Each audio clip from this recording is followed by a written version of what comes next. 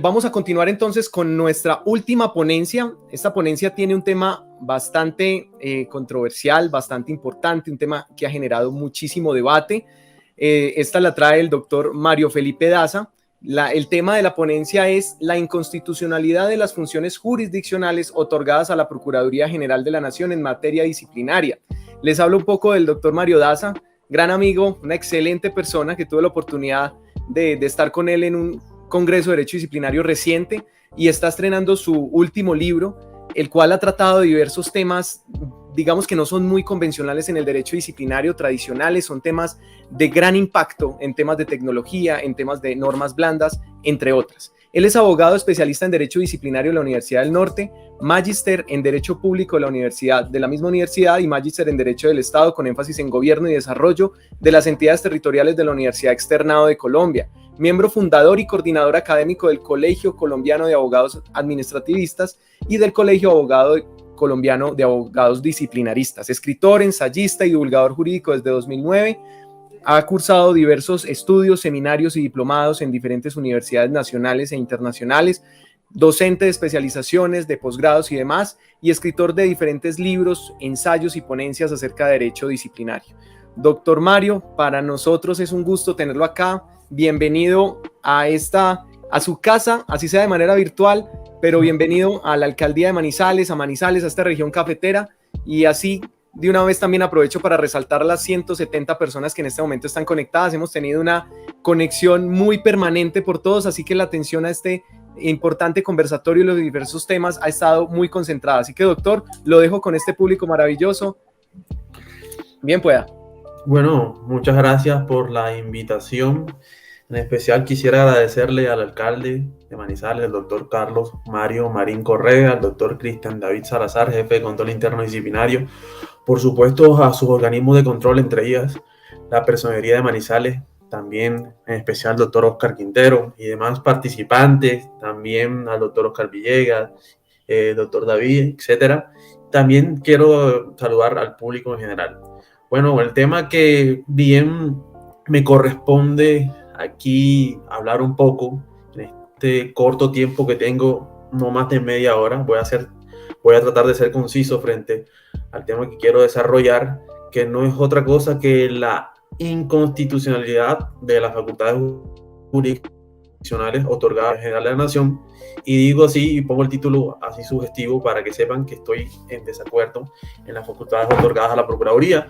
Y precisamente lo hago a propósito, esta ponencia, porque está ya a miras de resolverse en la Corte Constitucional, precisamente una demanda de inconstitucionalidad presentada por Gustavo Gayón, y que bien está próximo a ser analizado, ya sea declarando su exequibilidad o bien como se prevé su inexequibilidad.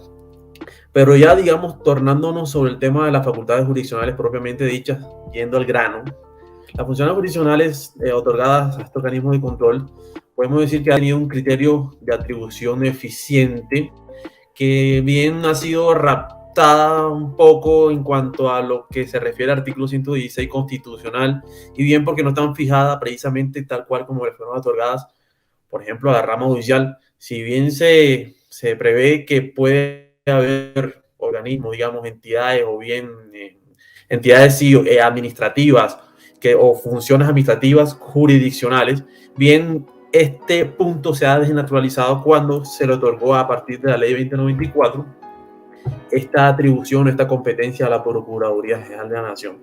Pero debemos ser claros que la Procuraduría General de la Nación, como lo ha dicho el maestro Gómez Paballó, ha cumplido un rol sui generis dentro de nuestra sociedad Colombia, porque desde, como le encanta él hablar, desde que nació desde el punto de vista histórico con Simón Bolívar, y bien como se le ha llamado como esa atribución de poder moral, y bien habla de un aerópago, y bien otros conceptos históricos que se ha desarrollado la Procuraduría hasta el día de hoy.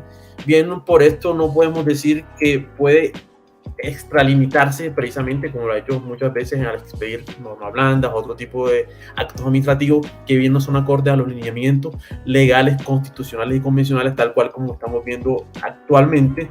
Bien, podemos decir que las facultades otorgadas jurisdiccionales también a la Procuraduría General de la Nación no está acorde a las exigencias convencionales, por supuesto, y ahora menos inconstitucionales, o sea que no son constitucionales como tal. Esto porque bien no va acorde precisamente al bloque de constitucionalidad, bien porque no solamente la Constitución, la Convención hacen parte del bloque de constitucionalidad, tal cual como hemos ya estudiado, sino también, por ejemplo, la Ley Estatutaria de Administración de Justicia, podemos integrarla dentro de este bloque. Si nos vamos precisamente al artículo primero de la Ley 2094 o bien artículo segundo de la Ley 1952, nos podemos dar cuenta que se le atribuye esta facultad a la Procuraduría General de la Nación para que inclusive pueda destituir, suspender o inhabilitar a servidores públicos de elección popular. Revisando precisamente el expediente que está en curso en la Corte Constitucional, el expediente que pueden revisar, que está en la página web de esta corporación, el D14503, del cual se demanda la inconstitucionalidad precisamente de los artículos 1, 13, 16, 17, entre otros, pero el más importante es el primero, que le da, digamos, lo otorga esta facultad como tal. Podemos decir que existen unas vulneraciones desde el punto de vista formal y material. Desde el punto de vista material lo tenemos claro, y si bien no se cae desde el punto de vista material, podemos decir que desde el punto de vista formal sí se cae, precisamente porque la ley 2094, si ustedes se fijan, es una ley ordinaria que modifica, vean bien, modifica una ley estatutaria de administración de justicia, tal cual como la ley 270 de 1996, en su artículo 3. Por tanto, va en contravía del artículo 152, que ha sido taxativa qué materias pueden modificarse a través de este tipo de leyes y no a través de tipo de leyes ordinarias. Digamos, aquí tenemos un punto en contra de estas facultades jurisdiccionales que le han sido otorgadas a la Procuraduría desde el punto de vista formal de por qué debe caerse o declararse inexegible. Entonces, teniendo en cuenta el artículo 13, que ha sido modificado por una ley ordinaria, y bien va en contravía del artículo 152 de la Constitución Política. Pero bien, entrando ya a materia, para no quedarme en el punto de vista formal, que bien es importante, pero no tan importante como el punto de vista ya de contenido, podemos decir que la función jurisdiccional, como hemos dicho, no es exclusiva de la rama judicial, porque desde la Constitución se ha previsto de que también las autoridades administrativas puedan tener esta facultad, como lo tiene la superintendencia y vienen otras autoridades, pero bien, este cambio no puede generar una extralimitación de esas funciones y denaturalizar lo que verdaderamente se debe hacer, además a través de un trámite que se ha determinado como ordinario.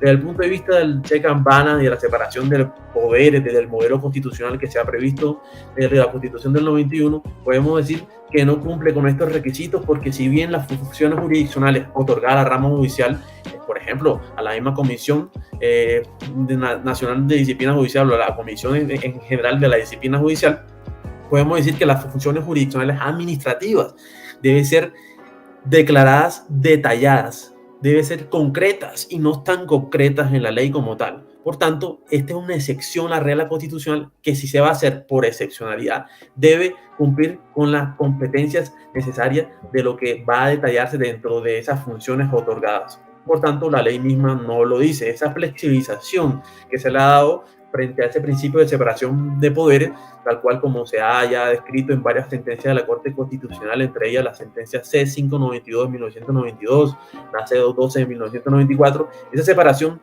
debe estar equilibrada en para que no haya una concentración y abuso de poder frente a lo que se torna, frente a ese otorgamiento de las facultades de la Procuraduría frente a este tema del traslado de competencias en cuanto a las funciones jurisdiccionales administrativas como tal. Por tanto, que deben ser precisas, concretas, detalladas y delimitadas, y por tanto no lo son.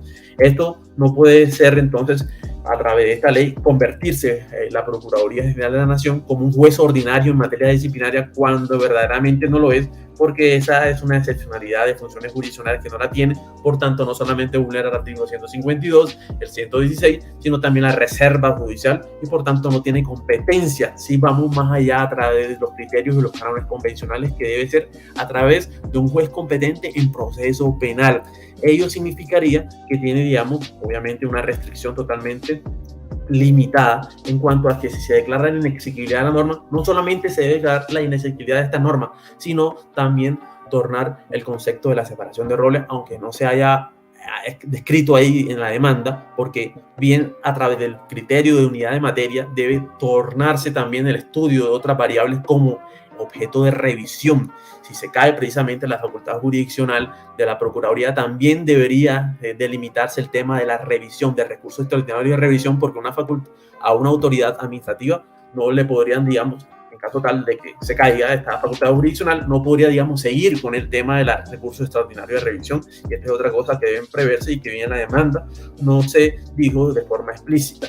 Y de ahí es que todo esto de la constitucionalidad, ahora inconstitucionalidad, y bien de la inconvencionalidad que se ha tornado a partir de este otorgamiento de las facultades jurisdiccionales, podemos decir ya trilladamente que el artículo, lo que se ha descrito en la ley 2094 no cumple ni siquiera con los cánones convencionales ni constitucionales ni con el bloque de constitucionalidad. Ahora vemos que no solamente es inconvencional, sino también inconstitucional, y también irrumpe lo que es el bloque de constitucionalidad porque va en contra de la ley de administración de justicia. Entonces, ¿hasta dónde vamos a llegar? Precisamente si vamos a articular el artículo 23.2 de la Convención Americana, esto no puede ser de forma diferente a lo que se ha tornado a través de esa interpretación literal. Por eso fue enfático la Corte Interamericana en el fallo del 8 de julio de 2020 para decir que esa interpretación fue literal. Aún así no lo fuera, desde la interpretación sistemática, histórica, evolutiva, se debe tornar esa interpretación a través de que se debe hacer esa separación de roles por parte de un juez competente en proceso penal, y no se está haciendo. Y esto hay muchos antecedentes precisamente convencionales, no solamente con el caso Peturrego versus Colombia, y que vendrán más adelante otros para reafirmar lo que se ha dicho ya, entre ellos, anteriores a ellos, López Mendoza, Venezuela, Corte Interamericana de Derechos Humanos, que bien ya ustedes conocen, o está Maldonado Ordóñez versus Guatemala, también se refirió al tema, y bien no podemos ahora pretender que a través de estas leyes, yéndonos contra la Constitución misma, contra la Convención, contra la Ley Estatutaria de Administración de Justicia, podamos hacer un tipo de reingeniería constitucional con tal de conseguir como lo ha llamado el juez Pazmiño, o bien el juez en ese entonces Zaffaroni, si bien ustedes conocen el voto disidente o los salvamentos de voto de la sentencia 8 de julio de 2020, que le llaman un sometimiento a las herramientas jurídicas en lawfare, que es como la guerra jurídica, que es aprovechar estos poderes, en este caso las facultades jurisdiccionales otorgadas a la Procuraduría, para aprovechar ese ejercicio desmedido de poder a favor de un extremo con la intención de doblegar a un contendiente o a otra forma. Por eso es que se debe tornar, y por eso es que se debe evitar esa vulneración de separación de poderes que se está dando precisamente a partir de allí. Ya sabemos de las distintas sentencias que se han, digamos, expedido desde el punto de vista de la Corte Constitucional. Esperemos que esta Corte Constitucional en esta nueva sentencia contraríe lo que ya ha venido, digamos, diciendo frente a esa institucionalidad de querer defender a la Procuraduría, algo indefendible. Si recordamos del año 2015, en la sentencia SU 355-2015, después la sentencia C-111-2019 y la última, la C-146-2021, le da, digamos, ese poder a la Procuraduría para poder seguir investigando y juzgando bajo el mismo cuerpo a servidores públicos, inclusive de elección popular, yendo en contra precisamente de la sentencia de 8 de julio de 2020, caso Peturrego versus Colombia, y precisamente en la reafirmación que se hace a partir de la resolución de la Corte Interamericana de Derechos Humanos del 25 de noviembre de 2021, que fue una supervisión de cumplimiento de sentencia, que si revisamos precisamente el punto 22 de esta resolución, dice que la reforma legal planteada por el Estado continúa permitiendo que un órgano distinto a un juez en proceso penal imponga restricciones a derechos políticos funcionarios democráticamente electos. Entonces, estamos viendo una contravía y se está reafirmando. Entonces, ¿para qué hacemos parte de una convención que no vamos a cumplir? Lo están diciendo y no lo estamos haciendo, por tanto, no solamente se torna, repito, inconvencional, inconstitucional, sino en contra también del todo el bloque de constitucionalidad. Y si revisamos precisamente, porque este es un tema que estamos hablando desde el punto de vista constitucional y no tanto convencional, si revisamos varias sentencias de la Corte Constitucional, entre ellas la sentencia C-1072-2002, nos da una interpretación sistemática sobre lo que es un funcionario administrativo que pueda ejercer jurisdiccionales, pero que tenga ciertos atributos de independencia e imparcialidad, que en el marco de un proceso penal no lo es, por tanto no satisface lo que expresa la Convención y por tanto la Ley 2094 no lo hace cuando le atribuye ciertas funciones jurisdiccionales a la Procuraduría General de la Nación, precisamente en contravía de ese artículo 116. Si revisamos otra sentencia de la Corte Constitucional, entre ellas la C896-2012 o la C156-2013, fueron enfáticas en señalar que se encuentra constitucionalmente prohibido de manera definitiva la asignación de competencias a autoridades administrativas para instruir sumarios, juzgar delitos. Pero ustedes me preguntarán, o sea, se preguntarán, pero es que la Procuraduría no se le otorgó funciones jurisdiccionales para investigar delitos o sumarios u otro tipo, pero bien, si se lee la Convención, el artículo 23.2, se refiere a juez competente en proceso penal. Entonces, haciendo una analogía precisamente de ese tema, se refiere precisamente a lo mismo. Tienen que instruir a través de un proceso penal, haciendo la separación de roles, precisamente teniendo en cuenta estas sentencias, no solamente de la Convención, de la convencionalidad de la Corte Interamericana de Derechos Humanos, sino de lo que ya se ha expuesto por parte de la Constitución y de la Corte Constitucional. Entre ellos, podemos, digamos, seguir diciendo que a través de esta sentencia y lo que se ha dicho doctrinalmente, jurisprudencialmente, estas atribuciones de funciones jurisdiccionales otorgadas a autoridades administrativas no son del todo tan claras y detalladas. Pero, por ejemplo, si seguimos con la sentencia, si se la leen bien, la C156-2013, dice, en caso tal que se le atribuya estas funciones jurisdiccionales a una autoridad administrativa, esta debe precisar la regulación o definiciones de tales competencias. Debe haber una imparcialidad del juzgador cuando no lo hay. Entonces, no cumple ni siquiera con los cánones de la Corte Constitucional. Precisamente también, si revisan la sentencia C536-2016, dice que las garantías que se refiere, por ejemplo, en este del debido proceso, debe estar expuesto a través de un juez natural, debe haber la persistencia de un juez, debe haber una determinación previa de competencia que garantice esa imparcialidad, objetividad, independencia que no existe tampoco. Por tanto, debe haber un llamado para que Colombia, bien el Estado y todos sus organismos, entidades, cumplan con la cosa juzgada, no solamente legal, sino también constitucional e internacional, así como se refiere el profesor Manuel Fernando Quinche Ramírez en una de sus intervenciones en el expediente ya antes mencionado de la Corte Constitucional, que bien está a espera de analizarse y declarar su inexequibilidad o exequibilidad de las funciones otorgadas por la Procuraduría General de la Nación. Bien, si seguimos con el tema, podemos decir que no se cumple con el rol de ese juez natural, no se cumple con ese artículo, ni siquiera 8.1 de las garantías de la Convención, y mucho menos el artículo 23.2. Por ejemplo, el doctor David Roa, que ya expuso aquí, tiene varios artículos en compañía y también independiente y con otros, digamos, autores expertos en derecho disciplinario, entre ellos la inconvencionalidad del régimen disciplinario, y él dice que precisamente jurisdiccionalizar la función disciplinaria de la Procuraduría es diferente a judicializar al sistema disciplinario en su integridad, que es distinto, que no lo ha hecho la Ley 2094 y que no los pretende. No hay vocación ni voluntad por parte del legislador por hacerlo, que sería lo ideal y lo sensato, para que se pueda vincular precisamente a las personerías y oficinas de control interno disciplinario, por ejemplo, en la alcaldía de Manizales con el doctor Salazar. ¿Por qué no vincular y hacer una judicialización de todo el sistema disciplinario? ¿Por qué pensar solamente un organismo de control como si fuera el juez Hércules, que bien tendrá el poder de solamente hacer ellos lo que le venga en gana, precisamente dejando por fuera una verdadera jurisdicción disciplinaria, que es lo que se debe dar a través de estas herramientas, y por ello construir una dogmática del derecho disciplinario a partir de estos cánones constitucionales y bien convencionales como tal.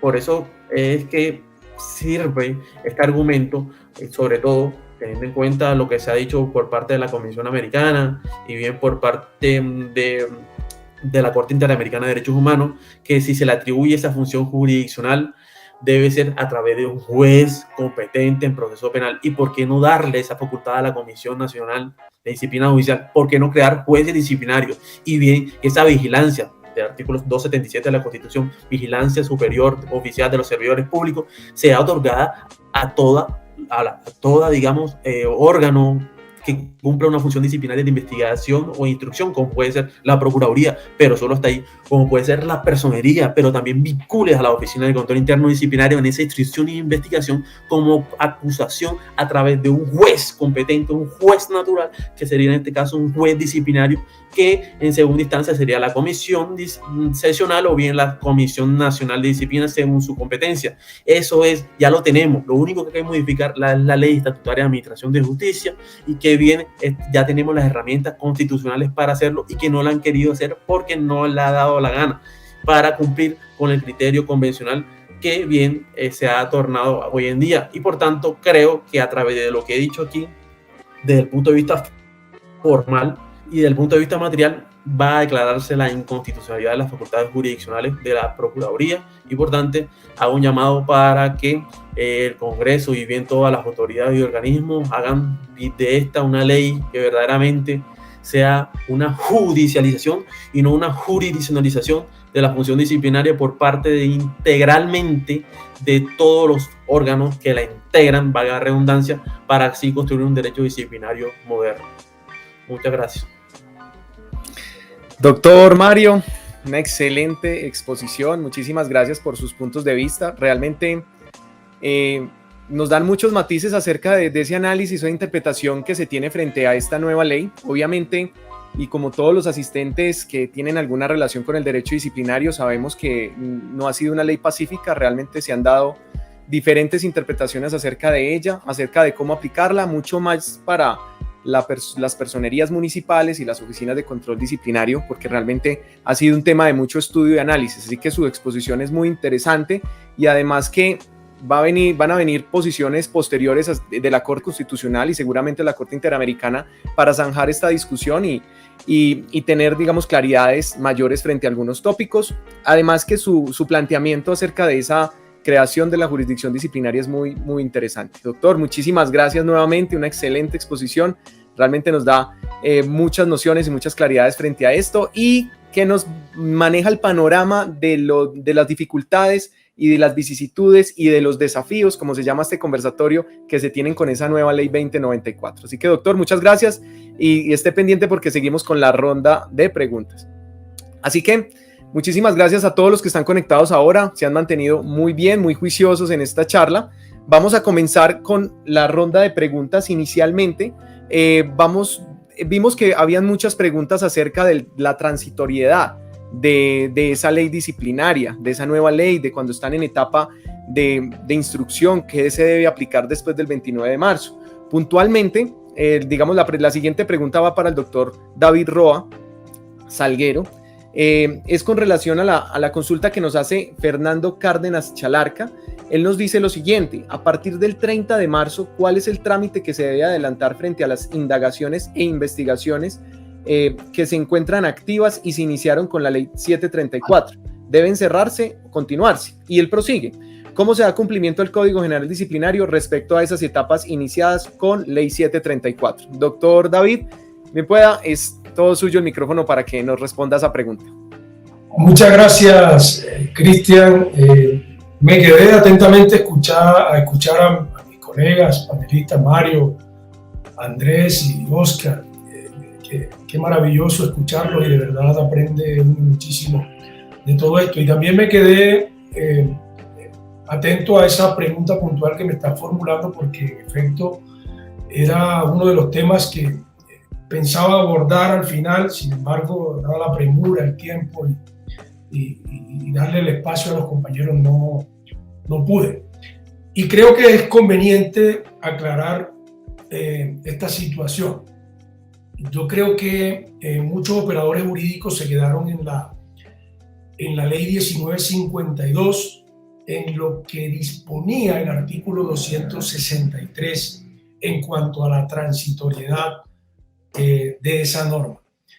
Ese artículo 263 de la ley 1952 establecía que los procesos disciplinarios en los que se haya proferido auto de apertura de investigación disciplinaria o de citación a audiencia, al entrar en vigencia esa ley, continuaban tramitándose de conformidad con las ritualidades contenidas en la Ley 734 de 2002.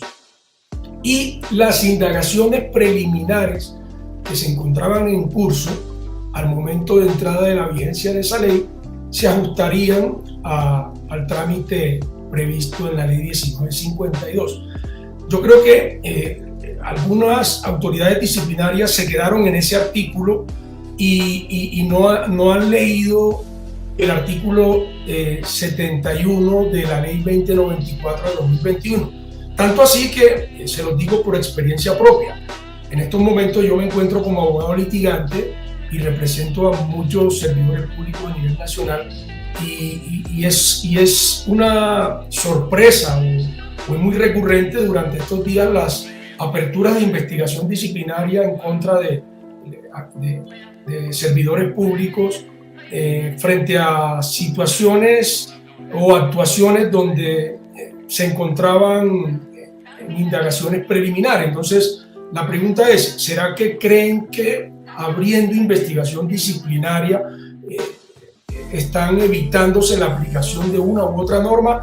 Pues para información de las autoridades disciplinarias debe tenerse en cuenta que hay un artículo transitorio que modifica ese artículo 263 y que establece que a la entrada en vigencia de la Ley 2094 de 2021, que es en los próximos días, los procesos en los cuales se haya surtido la notificación del pliego de cargos o instalado la audiencia del proceso verbal continuarán su trámite hasta finalizar bajo el procedimiento de la Ley 734 de 2002, mientras que en los demás casos se aplicará el procedimiento previsto en el Código General Disciplinario.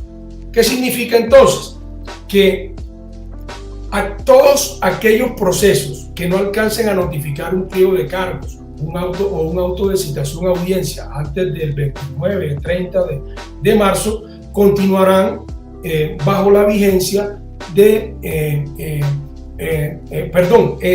se les aplicará el nuevo Código General Disciplinario, mientras que aquellos que alcancen a ser notificados los autos de cargos, ¿sí? En aquellos procesos donde se alcance a notificarse los pliegos de cargos o haberse instalado la audiencia de un proceso verbal, continuará aplicándose la Ley 734 de 2002, sin perjuicio de que se aplique para efectos de favorabilidad algunas situaciones procesales con efectos sustanciales, como por ejemplo el hecho de que se solicite una nulidad hasta antes del fallo definitivo, como dicen la Ley 734 de 2002, teniendo en cuenta que el nuevo Código General Disciplinario plantea solamente la posibilidad de que se presente una solicitud de nulidad hasta antes de los alegatos de conclusión, que es más restrictiva esa posibilidad. De tal manera que el nuevo Código General Disciplinario entrará a regir respecto de aquellas actuaciones procesales que no hayan surtido notificación del pliego de cargo o que no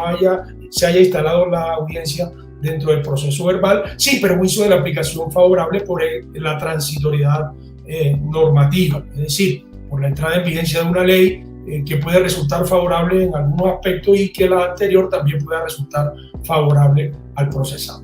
No sé si fui claro frente al tema. Muchísimas gracias, doctor David. Muy clara su respuesta. Bueno, la siguiente pregunta va para el doctor Jaime Andrés. Jaime Andrés López es la que realiza la señora María Oneida Ávila, que nos dice lo siguiente: en caso de que el sancionado solicite la doble conformidad en los fallos sancionatorios en segunda instancia, ¿es procedente? De ser procedente, ¿ante quién se remite? Doctor Jaime Andrés, muchas gracias. Muy bien, excelente pregunta relacionada con la doble conformidad en materia disciplinaria. Esta es una figura que es incluso novedosa dentro del derecho penal. Se empezó a aplicar vía jurisprudencial. Por ser el derecho disciplinario parte del ius puniendi del Estado, del derecho sancionador, ya doctrinariamente se había empezado a hablar sobre la necesidad de que se aplicara doble conformidad en materia disciplinaria y la nueva ley 2094 así lo establece. En mi concepto personal, incluso yo lo traigo en mi último libro, la doble conformidad en materia disciplinaria se debe de aplicar de manera inmediata. hoy, sin haber entrado en vigencia la ley 2094, vía jurisprudencial y en aplicación de principios jurisprudenciales y convencionales, se debe de aplicar la doble conformidad cuando yo tengo un fallo en primera instancia absolutorio y cuando tengo un fallo en segunda instancia condenatorio que se convierte en el único fallo dentro del proceso. Entonces yo no podría quedar condenado en una sola instancia sin la posibilidad de que otra autoridad me revise la situación y decida de manera definitiva si se condena o si se absuelve. En este caso, entonces, tenemos que la ley 2094 entra a regir dentro de 12 días, el 29 de marzo, y allí estaría ya vigente la doble conformidad frente a los procedimientos que se adelanten en el marco de dicha ley. Sin embargo, vía jurisprudencial y en aplicación directa de la Constitución y de la Convención Americana sobre Derechos Humanos, si hoy, incluso en un proceso que tenga aplicación Ley 734 del 2002, donde una persona se vea absuelta en primera instancia y condenada en segunda instancia, tendría el derecho a solicitar la doble conformidad en materia disciplinaria para que sea ese otro funcionario el que la revise. Y si se la niegan, vía tutela, seguramente le concederán dicho recurso. Muchas gracias, doctor Jaime. Como siempre, muy clara su respuesta. Bueno, la siguiente pregunta va para el doctor Andrés Flores. Vamos, es la que es realizada por el señor Eduard García Cortés. Y dice lo siguiente: ¿es posible aplicar el principio de favorabilidad en materia de competencia sobre los procesos que se encuentran en descargos y que el pliego de cargos haya sido proferido por quien vaya a fallar ahora, en vigencia de la ley 1952? Excelente pregunta, y por supuesto, cuando todos los despachos disciplinarios, los que organizaron la estructura, dividieron los roles, ninguno pudo haber dejado al funcionario anterior encargado del juzgamiento, porque ahí se atentaría contra este principio de imparcialidad.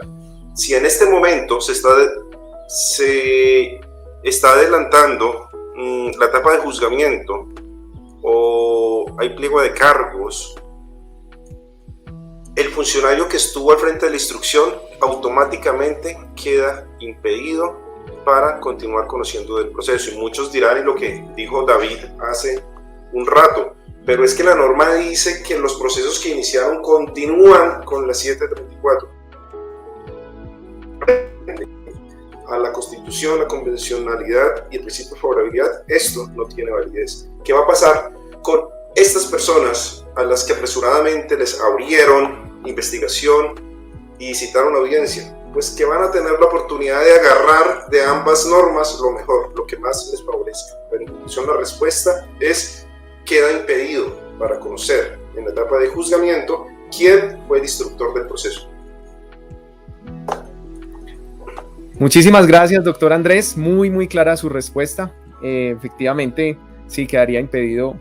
Muy completa, digamos, esa precisión para todas aquellas personas que en algún momento fueron instructores del proceso y que luego con este cambio vayan a estar en el rol de juzgamiento. Obviamente allí se generaría un impedimento para resolver ese tipo de procesos. Sigo entonces con la pregunta para el doctor Oscar. La hace Freddy José Martínez Jiménez y pregunta lo siguiente. Dice: ¿quién es el competente para aplicar el principio de favorabilidad frente a fallos en los que se haya sancionado con destitución e inhabilidad de 10 años por faltas gravísimas a título de culpa gravísima? Respondo, para mí el único competente es el funcionario de juzgamiento de primera instancia. Quien profirió el fallo de primera instancia es el único competente para resolver los asuntos de favorabilidad. No lo es el Procurador General de la Nación, porque en la aplicación del principio de favorabilidad nada se va a revocar. Los términos que maneja la ley 153 de los 87 son indulto y rehabilitación, de modo que allí no hay revocatoria de nada. Es el reconocimiento de una situación de favorabilidad y el único competente es el funcionario que emitió el fallo de primera instancia, no el de segunda instancia, porque no tiene nada que ver con ese asunto. Es un problema, una competencia situada en el funcionario de juzgamiento, no en el funcionario de instrucción. Él no emitió ningún fallo, porque lo que viene a colación es el fallo que se va a emitir, porque tiene que haber un fallo comparable con una situación de benignidad para aplicar el principio de favorabilidad. Eso es todo. Muchísimas gracias, doctor Oscar. Muy clara la respuesta. Bueno, ahora seguimos una pregunta para el doctor Mario Daza. Esta nos la hace la doctora Ani Ortegón. La doctora Ani, un saludo muy especial, doctora, y la he visto muy atenta en el conversatorio. Muchísimas gracias realmente por comparecer. Pregunta lo siguiente. Doctor Mario, en el eventual caso que se defina la creación de la jurisdicción disciplinaria, ¿cuál cree que sería el futuro de las oficinas de control disciplinario? Bueno, yo creo que las oficinas de control interno disciplinario tienen un fin, pues eso se pretendería, según la creación o la voluntad que tenga el legislador a la hora de dejarlas o no. Pero las oficinas de control interno disciplinario, por supuesto que tienen un fin específico a la hora de instruir e investigar las faltas disciplinarias. Eso ya, digamos, una voluntad del legislador, porque ahora como está la cuestión con la ley 2094, solo está previsto para la Procuraduría, lo cual no va en torno a lo que es puesto como judicializar la función disciplinaria, sino como judicializar, sino como jurisdiccionalizar, o sea, de forma distinta, de forma integral, sino una forma parcial, lo cual no va complejo a ese derecho disciplinario moderno que hemos expuesto. Muchas gracias, doctor Mario. Muy completa la respuesta. Bueno, ahora seguimos una pregunta para el doctor David Roa. La hace el señor Freddy José Martínez Jiménez. Dice, doctor David, al ser obligatorio que el jefe de control disciplinario sea abogado, ¿podría predicarse la misma exigencia para quien resuelve la segunda instancia? Ello por cuanto la mayoría de los alcaldes no ostentan dicha profesión. Bueno, en este momento normativamente no se exige que quien decida un proceso en segunda instancia deba ser abogado. Sin embargo, debería ser el ideal, porque si se exige que quien lidere una oficina de control disciplinario sea abogado y se supone que quien realice el juzgamiento también lo sea, obviamente pues debería serlo también quien termina imponiendo la sanción en segunda instancia, confirmándola. Sin embargo, normativamente en este momento ello no ocurre así y por lo tanto cuestionar esa competencia desde ese punto de vista yo creería que no tendría futuro a nivel contencioso, ya sea por el medio de control de unidad y restablecimiento del derecho cuando se trate de oficinas de control disciplinario en las entidades públicas. De tal manera que ese sería el ideal. Y frente a lo que decía Mario hace un rato, si pretendemos convencionalizar el derecho disciplinario y no buscar una jurisdiccionalización de la función disciplinaria de la Procuraduría, sino la judicialización de la actividad disciplinaria, como muy bien lo ha dicho en muchos de sus artículos nuestro amigo Sergio Luis Mondragón, lo que se pretende es que sean las autoridades disciplinarias competentes no solamente normativamente, sino también con una formación jurídica que conozcan de antemano la decisión que se está tomando. Y lo digo por experiencia propia. En alguna oportunidad yo trabajé como sustanciador hace muchísimos años, estoy hablando del año 2005, como sustanciador dentro de una oficina de control disciplinario y tuve como jefe a un contador público. Cada vez que le pasaba un proyecto, él me decía que si tenía el visto bueno mío o si ya lo había leído, confiaba en poder firmar con tranquilidad esa decisión. Ese no debería ser la praxis disciplinaria al momento no solamente de tomar una decisión al interior de una oficina de control disciplinario, sino también al momento de tomarla en segunda instancia. que desde el punto de vista práctico, un alcalde sea un matemático, sea un administrador de empresas, sea un ingeniero, pero que se apoya en el grupo jurídico o la oficina jurídica del ente territorial, ese no debería ser el ideal. Porque de todas formas, quien toma la decisión, quien suscribe el fallo sancionatorio, si este va con ese contenido, es el alcalde y no el equipo jurídico que proyecta la decisión. Repito, normativamente en la actualidad no se exige eso, pero eso debería ser el ideal. Ese debería ser el camino que debemos transitar en el derecho disciplinario. Doctor David, muchísimas gracias por su excelente respuesta. Y vamos entonces con una última pregunta para el doctor Oscar Villegas. Muchísimas gracias a todos los que están conectados hasta este momento. Hemos mantenido la conexión todos, así que eso demuestra la relevancia y la importancia de los temas tratados en este cuarto conversatorio de Derecho Disciplinario. Doctor Oscar, le voy a compartir la pregunta que hace la señora Naura Natarí Serrano Pinzón.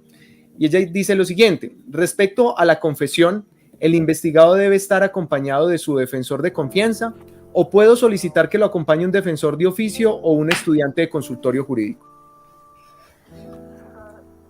A ver, les respondo, según la situación que se presente, ¿no? La situación puede, la figura del defensor de oficio se hace el procedimiento ordinario, el procedimiento ordinario y verbal.